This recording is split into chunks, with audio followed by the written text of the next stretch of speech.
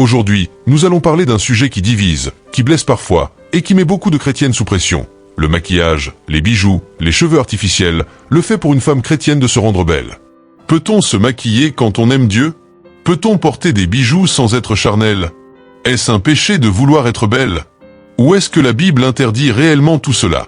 Peut-être que tu écoutes cette vidéo parce que tu as déjà été jugé à l'église. Peut-être parce qu'on t'a dit que Dieu n'aimait pas les femmes maquillées. Peut-être parce que tu te demandes si ton désir de te rendre belle est spirituel ou charnel. Ou peut-être parce que tu es fatigué d'entendre des interdictions sans explication biblique claire. Reste bien jusqu'à la fin, parce que ce que nous allons voir aujourd'hui ne va pas seulement te libérer d'un poids religieux, mais va surtout t'aider à comprendre le cœur de Dieu. Et à la fin de cette vidéo, nous allons prier ensemble pour que tu vives cette liberté dans la paix. Si ce genre d'enseignement t'aide à mieux comprendre la foi chrétienne sans compromis mais sans religiosité, abonne-toi dès maintenant, active la cloche de notification, et dis-moi en commentaire ce que tu as déjà entendu sur ce sujet, positivement ou négativement. Cela aidera aussi d'autres personnes à se sentir moins seules. Entrons maintenant dans le cœur du message. La première chose que nous devons comprendre, c'est que la Bible ne condamne jamais la beauté en elle-même. Dieu est l'auteur de la beauté. La création entière en est la preuve. Le livre des psaumes dit: « L'Éternel est revêtu de majesté et de splendeur, il se revêt de lumière comme d'un manteau. » Psaume 104, 1 à 2. Si Dieu lui-même se décrit avec des images de splendeur, de gloire et de beauté, alors la beauté n'est pas un péché. Le problème n'a jamais été la beauté, mais l'intention du cœur derrière ce que l'on fait. Dans la Bible, plusieurs femmes de Dieu se rendaient belles, et cela n'a jamais été présenté comme une faute. Esther, par exemple, a passé 12 mois de soins de beauté avant de se présenter au roi. La Bible dit: « Pendant 12 mois, elle se conformait aux prescriptions concernant les femmes. 6 mois avec de l'huile de myrrhe, et 6 mois avec des aromates et des parfums en usage parmi les femmes. » Esther 2, 12. Esther ne faisait pas cela par vanité, mais parce qu'elle entrait dans une mission divine. Et Dieu s'est servi de sa beauté, de sa grâce et de sa présentation pour sauver tout un peuple. Dieu n'a pas non plus interdit les bijoux et ornements. Dieu lui-même demande à Moïse de faire les vêtements de Aaron avec de l'or, d'y mettre des pierres précieuses où il y aura les noms des 12 tribus. Exode 28, 5 à 14. Ce que ces gens qui disent que les bijoux et les beaux vêtements sont interdits veulent nous faire comprendre, c'est que celui qui a demandé que l'habit du souverain sacrificateur, avec lequel il devait entrer dans le lieu très saint pour offrir le sacrifice annuel, est le même qui condamne à présent l'or et l'argent qu'il a lui-même créé. Tu vois que quand tu essaies d'y penser, ça paraît stupide, n'est-ce pas? Car comme on le sait, Dieu reste toujours le même. Et dans la parabole du fils prodigue, on voit comment le père donne un anneau à son fils prodigue dans Luc 16, 22. Et là, c'est Jésus lui-même qui le dit. S'il était important de corriger cet aspect dans la loi, Jésus aurait pris le temps d'en parler ou n'aurait juste pas utilisé cet anneau pour présenter sa parabole. Le père demande aussi dans ce même verset qu'on lui mette le plus beau vêtement. Pourquoi? Car Dieu ne nous appelle pas à la négligence de l'apparence physique. Maintenant, regardons les arguments de ceux qui disent que les chrétiennes ne doivent pas se maquiller ni porter de bijoux. L'argument le plus souvent utilisé vient de la première lettre de Pierre. La Bible dit: « Que votre parure ne soit pas celle du dehors, les cheveux tressés, les ornements d'or ou les habits que l'on revêt, mais la parure intérieure est cachée dans le cœur, la pureté incorruptible d'un esprit doux et paisible, qui est d'un grand prix devant Dieu. » 1 Pierre 3, 3 à 4.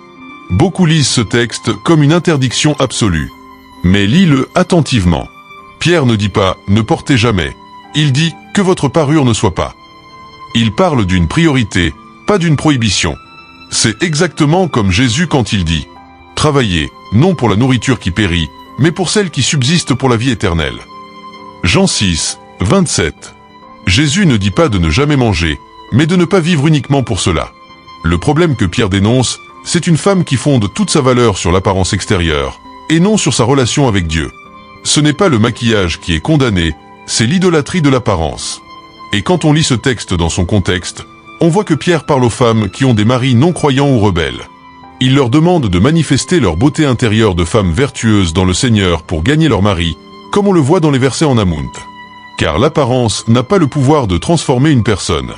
Mais le caractère, représenté par la beauté intérieure, le peut. Un autre argument souvent utilisé vient de la première lettre à Timothée. Je veux aussi que les femmes, vêtues d'une manière décente, avec pudeur et modestie, ne se parent ni de tresses, ni d'or, ni de perles, ni d'habits somptueux. 1 Timothée 2, 9. Là encore, Paul parle du contexte de l'Église, où certaines femmes riches utilisaient leur apparence pour dominer, séduire ou humilier les autres. Il corrige un excès, pas un principe universel de féminité. Si on prenait ce verset au sens littéral absolu, alors aucune chrétienne ne pourrait porter une alliance en or, ni une montre, ni des habits élégants.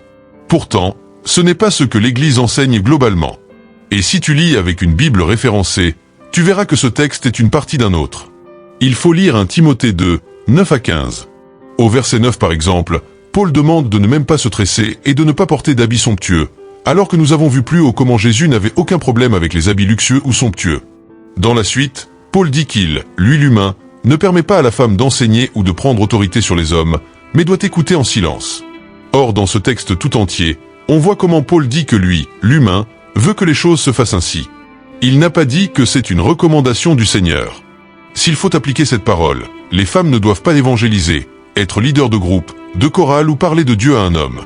Quand j'explique comme ça, tu comprends qu'on ne doit pas faire ainsi, n'est-ce pas? Et si tu persistes à penser le contraire, ce n'est pas un problème. Sache juste que la première personne à avoir annoncé l'évangile, au point de le faire aux apôtres même, fut Marie de Magdala, et c'est Jésus lui-même qui lui demanda de le faire.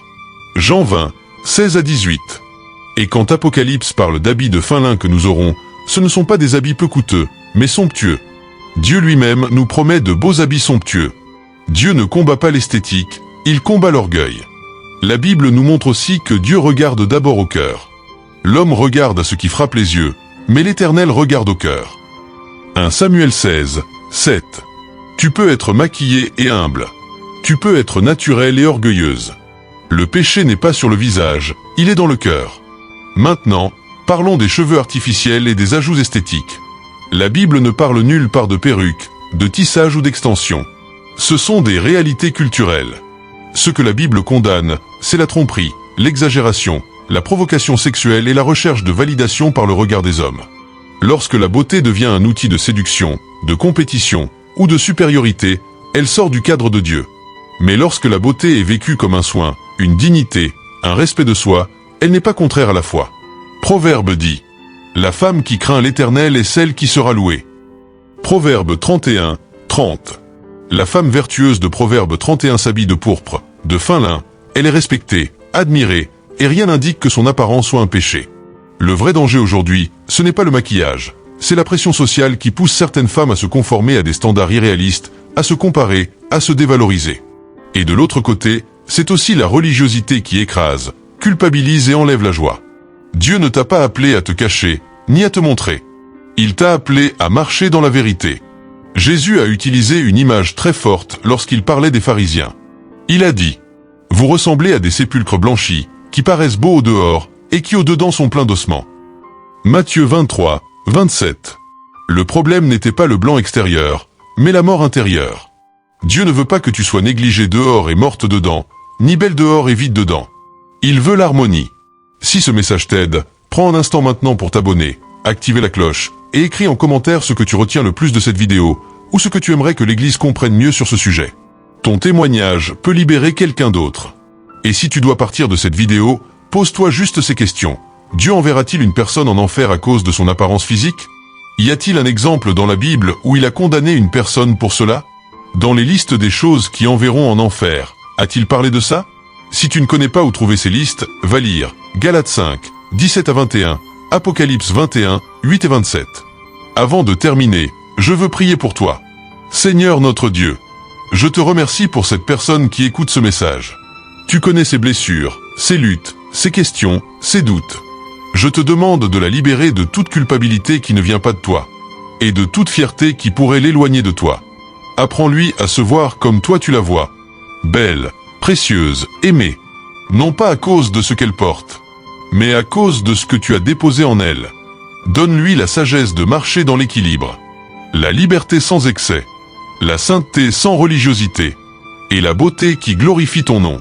Que son cœur soit rempli de paix, que son identité soit enracinée en Christ, et que sa vie reflète ta grâce, dedans comme dehors. Au nom de Jésus-Christ. Amen.